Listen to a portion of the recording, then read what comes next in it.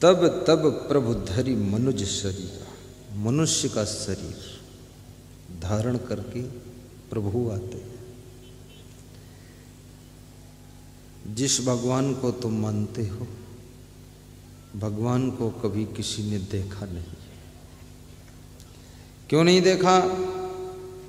क्योंकि भगवान मनुष्य के रूप में आता है, और मनुष्य के रूप में जो भगवान होता है ना, उसको सब लोग भगवान मान ही नहीं पाते। इसलिए बहुत से डुप्लीकेट भगवान भी मनुष्य के रूप में पैदा होने की कोशिश कर चुके हैं।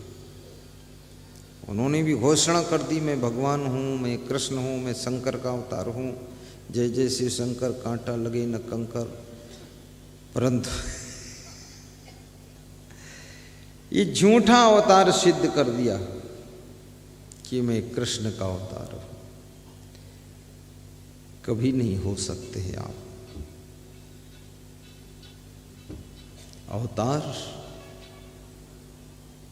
जो होता है उसके पवित्र आचरण, सुंदर स्वभाव, विशाल अंतःकरण, पवित्र मन और उचित कर्म उसकी पहचान बनते हैं।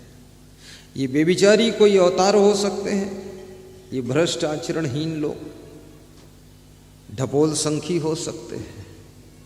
ढपोल संखी, ढपोल शंख समझते हो आप? एक किसान था, उसके पास में शंख था।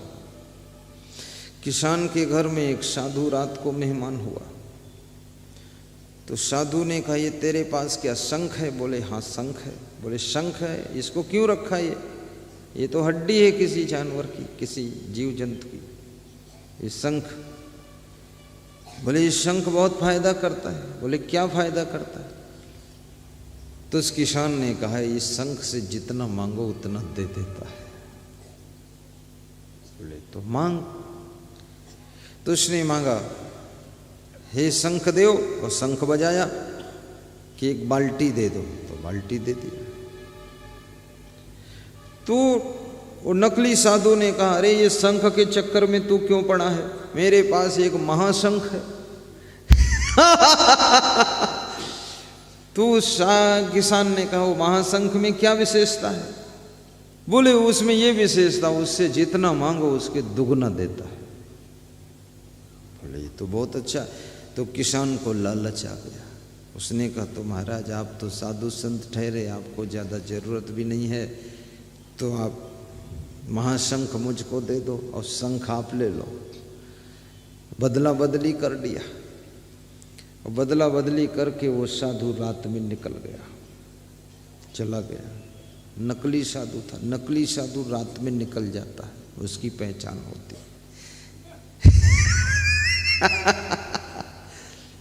असली साधु तुम्हारे सामने विदा होगा, सुबह बता कर जाएगा, मिलजुल कर जाएगा, खुल्लम खुल्ला जाएगा, गुप्त रूप से नहीं जाएगा। गुप्त रूप से तो चोर जाता है, साधु को चुपके से क्या जाने की जरूरत है? चुट्टा होगा तभी तो चुपके से चला गया। सवेरा हुआ, किसान बड़ा खुश हुआ कि साधु से शंख बदल लिया मैंने, शंख ले गया, महाशंख दे गया, अब बढ़िया है, दुगना हो जाए। तो सवेरे पूजा पाठ किया और महाशंख बजाया, तो महाशंख में आवाज बहुत डबल निकली, भों। तो किसान खुश हो गया कि वाह, ये तो बहुत आवाज है, डबल आवाज है। तो किसान ने मांगा कि एक मकान दे दो। तो महाशंख बोला 2 ले लो। तो किसान ने कहा, तो फिर 2 ही दे दो। बोले 4 ले लो। तो बोले तो 4 ही दे दो। बोले 8 ले लो। बोले चलो 8 ही दे दो। बोले अरे 16 ले लो। अब ये जितना बोलता जाए महाशंख दुगना बोलता जाए, और देता कुछ नहीं था। तो किसान ने कहा, अरे माथा पीटा, बोला ये महाशंख नहीं, ये तो ढपोल शंख, देता कुछ नहीं, केवल बोलता है। जो केवल बोलता हो वो ढपोल शंख होता है। कितने मनुष्यों में भी ढपोल संख है, बहुत बड़ा ढपोल संख, बोलता खूब है, करता कुछ नहीं। ये कर दूंगा, वो कर दूंगा, ऐसा कर दूंगा, वैसा कर दूंगा, पर करेगा कुछ नहीं। एक इंटरमीडिएट का प्रिंसिपल मुझको मिला, बोला सुख की चाबी मिल गई है। तो हमने कहा तो चाबी लगाओगे कब? बोले अंत समय में लगाऊंगा। तो एक दिन मैं निकला, दिल्ली जा रहा था, मेरे आश्रम के पड़ोस भी 16 किलोमीटर पर है वो घर उसका। तो सड़क पे वो झाड़ू लगा रहा था, लंबा वाला झाड़ू। तो मेरी गाड़ी देखा तो झाड़ू लेकर खड़ा हो गया। तो मैंने कहा क्या सुख की चाबी लगाने जा रहा है? बोला खड़े हो जाओ। छत्तीसगढ़ में कहते हैं ना ठाड़ रहो, यूपी में बोल दे ठाड़ रहो तो मतलब मारपीट होने वाली, इसलिए कहते ठाड़ रहो, देखो आता हूँ मैं। यहाँ कहते ठाड़ रहो तो बंदगी कर लो, प्रणाम कर लो। तो उसने कहा कि चाबी मिल चुकी है। तो हमने कहा अच्छी बात, तो मुझे तो जाने दो दिल्ली। बोले नहीं नहीं समझ लो पूरा। तो मैं समझ गया कि ये ढपोल संख है। सुख की चाबी ऐसी नहीं है जो आपको मिल गई दूसरे को नहीं मिलेगी। ये अपने अपने सुख की चाबी अपनी अपनी चाबी होती है। और ये सुख, अगर तुम्हारे बाप सुखी हैं तो निश्चित नहीं कि बेटा सुखी हो सकता। माँ सुखी है तो निश्चित नहीं बेटी सुखी हो सकती। सासू सुखी है तो निश्चित नहीं कि बहू सुखी हो सकती। क्योंकि सुखी होने का उपाय अलग अलग है, जुदा जुदा है। जिसके पास में गहरी समझ है, गहरा विवेक है, उसके पास में दुख भी सुख में बदल जाता है। और जिसके पास विवेक नहीं, संतोष नहीं और विचार करने की शक्ति नहीं, उसके सुख भी दुख में बदल जाते हैं।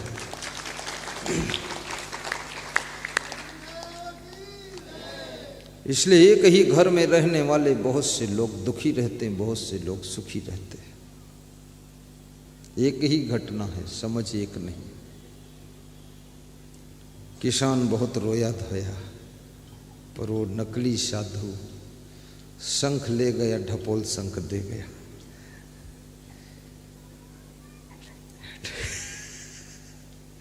ढपोल शंख। जब जब हो ही धर्म की हानि, भाव से गाइए, कल्याण हो जाएगा। डरा मत करो कोई, जिसको डर लगे तो भात ज्यादा खा लेना, फिर कोई बात नहीं। जब जब हो ही धर्म की हानि, बढ़हि असुर अधम अभिमानी। धर्म कब नष्ट होता है? जब हमारे आप के अंदर आसुरी प्रवृत्तियां बढ़ना शुरू करती हैं। आसुरी प्रवृत्तियां क्या हैं? आसुरी प्रवृत्ति क्या है? आइए बता देता हूं। आसुरी प्रवृत्ति,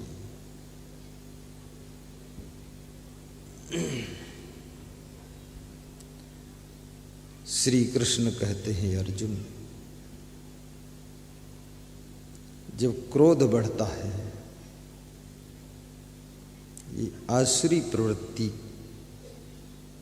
की पहचान है, क्रोध का बढ़ना। गाली का बकना आसुरी प्रवृत्ति है। कामम क्रोधम तथा लोभम, क्रोधा पारुष्यमेव च दंभो दर्पोभिमानश्च। जब तुम दंभाचरण करने लग जाओ, दर्प घमंड करने लग जाओ, अभिमान करने लग जाओ, क्रोध बहुत आने लग जाए, क्रोधा पारुष्यमेव च, बहुत कठोर बोलने जाओ, सबसे कड़वा बोलो। दंभो दर्पोभिमानश्च क्रोधा पारुष्यमेव च। अज्ञानम च अभिजातस्य पार्थ संपदम आसुरी। अज्ञान के गर्भ से आसुरी संपदा का जन्म हो जाता है। जितना घोर अज्ञान होगा आपके पास में, उतना अधिक तुम्हारे अंदर आसुरी प्रवृत्तियां जन्म लेना शुरू कर देंगी। अज्ञानी बहुत क्रोध कर सकता है, सीमा से बाहर क्रोध कर सकता है। अज्ञानी जब क्रोध में आता है तो लिमिट तोड़ देता है, फिर तहस नहस हो जाए, नष्ट भ्रष्ट हो जाए, मिट जाए, खुद मिट जाए, तुम मिट जाओ, मर जाओ, कट जाओ, लेकिन उसका क्रोध रुकता नहीं। और ज्ञानी यदि कभी जोश में आता है तो कंट्रोल रखता अपने को, ब्रेक लगा देता है। क्रोध आसुरी प्रवृत्ति है, अभिमान भी आसुरी प्रवृत्ति है। और ये जब प्रवृत्तियां बढ़ती हैं तो समझ लो धर्म नष्ट होने के कगार पर है। दुर्योधन का अभिमान बढ़ा, रावण का अभिमान बढ़ा, कंस का अभिमान बढ़ा, रावण का क्रोध बढ़ा, तभी तो धर्म नष्ट करने के लिए खड़ा हो गया। कुंभकर्ण ने भी रावण को समझाया, मंदोदरी ने समझाया, मेघनाद ने समझाया, विभीषण ने समझाया, तो क्रोध में उसको लात मार दी। जब किसी की बात समझने के लिए तुम तैयार ना हो तो समझ लेना अब तुम्हारी मृत्यु निकट आ गई है। सब समझा समझा करके थक जाएं, समझाने वाले सब तुमसे खिलाफ होने लग जाएं, तो समझ लेना अब तुमको मृत्यु दंड मिलने वाला है। अब तुम ज्यादा ही सीमाएं तोड़ चुके हो। अब कोई राम का अवतार लेगा और तुमको मारेगा, तुम खत्म हो जाओगे। जब जब होई धर्म की हानि, बढ़ई असुर अधम अभिमानी, तब तब प्रभु धरि मनुष्य शरीरा। ये प्रभु मनुष्य का शरीर धारण करके आते हैं, अर्थात जिनमें प्रभुता के गुण हैं वो प्रभु का रूप हो जाता है मनुष्य। प्रभुता के गुण क्या होते हैं? भगवान के गुण क्या हैं बता दूं? भगवान के लक्षण बताता हूं। धर्मे तत्परता, मुखे मधुरता, दाने समुत्साहिता। जो उत्साह पूर्वक दान करता है, समझ लो प्रभु का अवतार है। ये मैं नहीं कह रहा हूं, नीति शास्त्र का श्लोक बोल रहा हूं। मैं अपनी जेब की बातें बहुत कम कहता हूं, सब प्रमाणित करता हूं, कोड करता हूं, क्योंकि मैं अपनी पॉकेट की बात बोलूं तो तुमको डाउट हो जाएगा, ये महाराज इधर उधर चटनी पटनी करते थे। दाने समुत्साहिता, मुखे मधुरता, जिसके मुख की वाणी में मिठास है, स्वीट वाणी है, ये प्रभु के अवतार का संदेश मिल रहा है। जो धर्म के कार्यों के लिए तत्पर है। आज राघव मित्र मंडल वालों से मैंने पूछा, तुम लोग किस तरह से दान करते हो, कैसे दान करते हो, क्या ना? बोले जहां ठीक समझ में आ जाता है तो दान कर देते हैं। तो भगवान का लक्षण धर्मे तत्परता, मुखे मधुरता, दाने समुत्साहिता। मित्रेय वंचकता, गुरो विनयता, चित्तयित गंभीरता। बाबा ध्यान देना, मित्रेय वंचकता, जो मित्र के साथ में निष्कपट व्यवहार करता है, मित्र से कपट नहीं करता, ये भगवान का लक्षण है। सुग्रीव से मित्रता किया लेकिन फिर कपट नहीं किया, विभीषण से मित्रता किया, कपट नहीं किया, ये भगवान का गुण है। अगर ये गुण आप में है तो समझ लो मनुष्य के रूप में आपने प्रभु का अवतार लिया है, और भगवान कोई अलग ढंग से थोड़े आता। मित्रेय वंचकता, बाली का वध करने के बाद क्या राम सुग्रीव का वध नहीं कर सकते थे?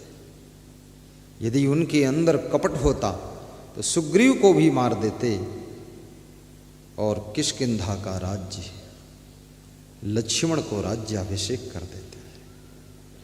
रावण, कुंभकर्ण, मेघनाद सबका वध होने के पश्चात राम के अंदर यदि कपट होता विभीषण के प्रति तो विभीषण का भी वध कर देते और लंका के शासन पर भरत को लाकर बिठाकर सुशोभित कर देते। कपट नहीं था। लंकापति को मारने के बाद जब लंकेश का पद विभीषण को प्रदान किया, विभीषण ने कहा प्रभु दंडवत प्रणाम है, चलो लंका में चरण रखो। बोले नहीं, लंका देखने की भी इच्छा नहीं है।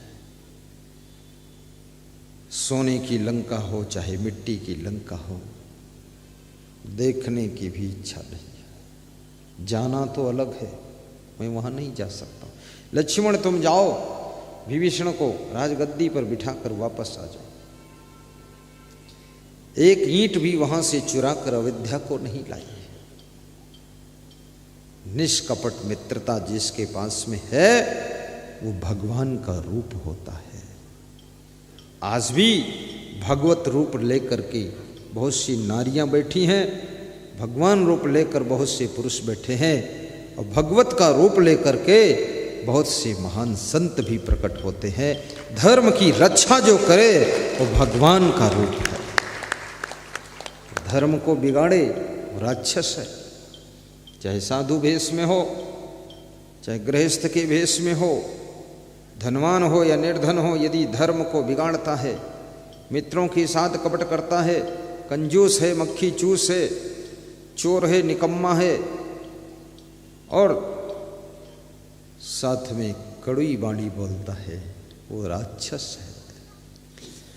धर्मे तत्परता मुखे मधुरता दाने समुत साहिता। दान करना एक बात है, लेकिन उत्साह पूर्वक दान करना, लपक के दान करना, दौड़ के दान करना, मेरा लिखो और मैं दान कर रहा हूं, हंस के दान करना, दान करने के बाद पछताना, तो दान का पुण्य छीण हो जाता है। कितने लोग दान के बाद पछताते हैं, कितने लोग दान के बाद घर में लड़ाई भी करते हैं। अरे क्या मतलब हुआ, हंस करके दान दो। और दान तो एक ऐसी प्रक्रिया है, 10 दो तो 100 ले लो, 100 दो तो 1000 ले लो। दारिद्र्य नाशनम दानम शीलम दुर्गति नाशनम। दान करने से दरिद्र का नाश होता है।